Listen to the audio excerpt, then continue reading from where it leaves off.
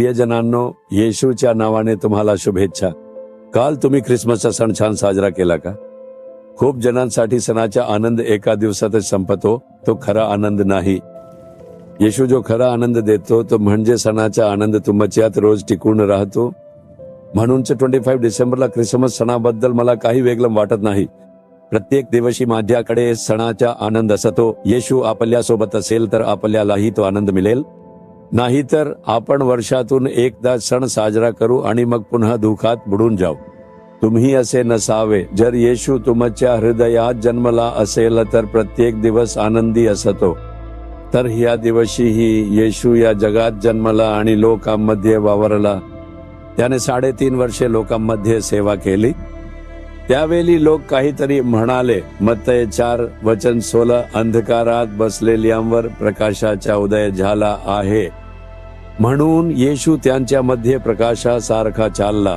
अंधारात असलेल्यांसाठी प्रकाश येईल तेव्हा किती आनंद होईल. जर लोक अंधारात असतील आणि प्रकाश नसेल तर त्यांना काय करावे हे कळत नसताना अडखळावे लागते. जेव्हा प्रकाश येईल तेव्हा ते खूप आनंदी होतील. त्यांचे दुःख दूर होईल. त्याच्याप्रमाणे येशू जगात येण्यापूर्वी लोक पाप, शाप, शैतान आणि आजारपणाच्या अंधारात अडखळत होते. शांती किंवा विश्रांती नव्हती. चर्च होते पण हृदयात विश्रांती किंवा शांती नव्हती. त्यांच्या आयुष्यात प्रकाश नव्हता. भविष्यासाठी कोणतीही आशा नव्हती. पण जेव्हा येशू आला तेव्हा त्याने लोकांना पाप, आजारपणाच्या पाशातून आणि शैतानाच्या बंधनातून मुक्त केले. त्यांनी त्यांना त्यांच्या भविष्यासाठी आशा दिली. लोकांच्या हृदयात एक महान प्रकाश चमकला. त्या लोकांनी आनंदाने सांगितले, आम्ही अंधारात होतो पण आता आम्हाला प्रकाश मिळाला आहे. तो म्हणजे येशू. आजपर्यंत हा येशू आपल्यासाठी प्रकाश आहे. जे त्याला स्वीकारतात त्यांच्या हृदयात एक महान प्रकाश चमकतो. त्यामुळे ते आनंदी आणि सुखी असतात. जिथे जिथे त्याची घोषणा केली जाते तिथे लोकांमध्ये प्रकाश चमकतो. आपण त्यांचे जीवन बदलताना पाहू शकतो. गुजरात राज्यात एक आदिवासी समाज आहे. त्यांना भील म्हणतात.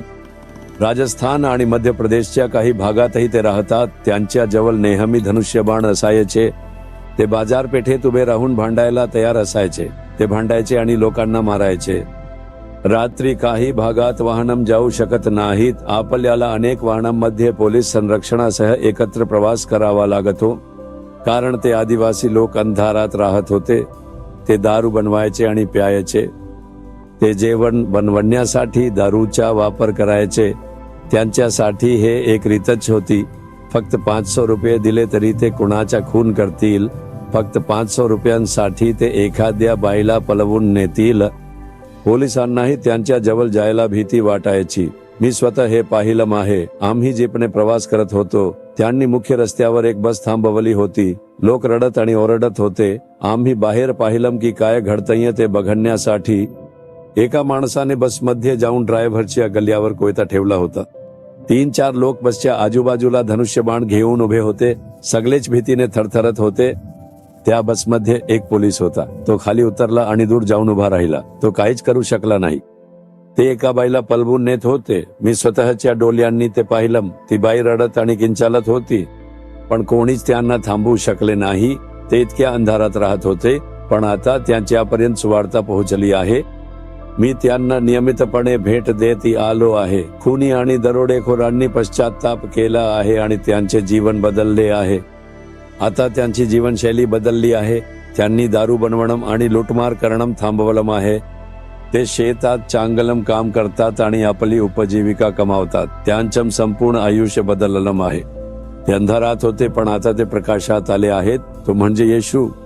आम्ही फक्त हा येशू लोकांपर्यंत पोहोचवण्यासाठी प्रयत्न करतो. असा विचार करून की अंधारात असलेल्या लोकांना प्रकाश दिसावा. त्यांचं जीवन उजळावं. तुझ्या आयुष्यात हा प्रकाश आलाय का? तू येशू हा प्रकाश स्वीकारलाय का? प्रकाश आला की अंधाराला दुसरा काही मार्गच राहत नाही. तो जायलाच लागतो. दारू पिणं, सिगारेट ओढणं, लाच घेणं, व्यभिचार यांसारख्या पापाचा अंधार, व्यभिचार आणि अशुद्धता आपोआप निघून जातील. तुझं आयुष्य उजळून जाईल आणि तुला आनंद मिळेल. तू त्याला स्वीकारलंस का? जर नाही तर तू त्याला विचारशील का, येशू माझ्या आयुष्यात प्रकाश म्हणून येशील का? 1 मिनिट प्रार्थना कर. येशू, तू या जगात प्रकाश म्हणून आलास, माझ्या आयुष्यातही प्रकाश म्हणून ये. पाप, शाप आणि सैतानाचा अंधार दूर होऊ दे. माझ्या आयुष्यात प्रकाश म्हणून ये. येशूच्या नावाने आमेन आमेन. जीसस रिडीम्ड मराठी ह्या यूट्यूब चॅनेलला सबस्क्राईब करा. सबस्क्राईब बटनावर क्लिक करा आणि बेल चिन्हावरही क्लिक करा. दररोजच्या नवीन कार्यक्रमांची माहिती मिळवा.